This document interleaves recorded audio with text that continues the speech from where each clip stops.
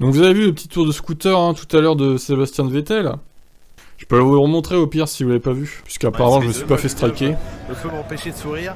Alors Sébastien, le casque sur le sommet du crâne ne sert Je à vous montre rien pour vous l'intégralité. protéger lorsque vous êtes sur un deux roues.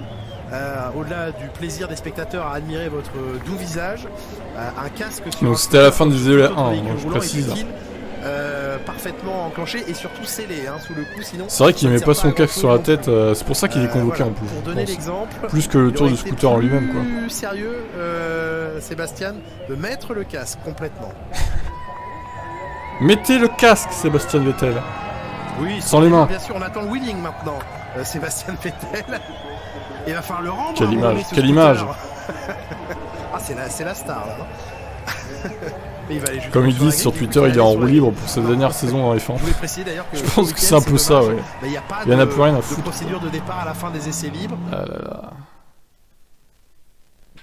Bon bref. Du coup, qu'est-ce qui s'est passé? Donc, il a fait son petit tour au scooter, hein.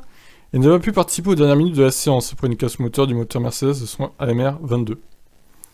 Mais ce n'est pas tout, puisqu'il est revenu au stand en scooter en empruntant la piste du Grand Prix d'Australie. Or, le règlement sportif interdit explicitement dans son article 26.7, et bien que le public ait apprécié le moment, les commissaires n'ont pas partagé cet enthousiasme.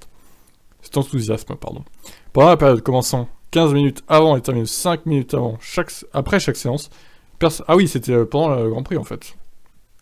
Enfin, pendant le drapeau rouge, si je comprends bien. J'ai pas regardé moi, hein, donc je sais pas, mais...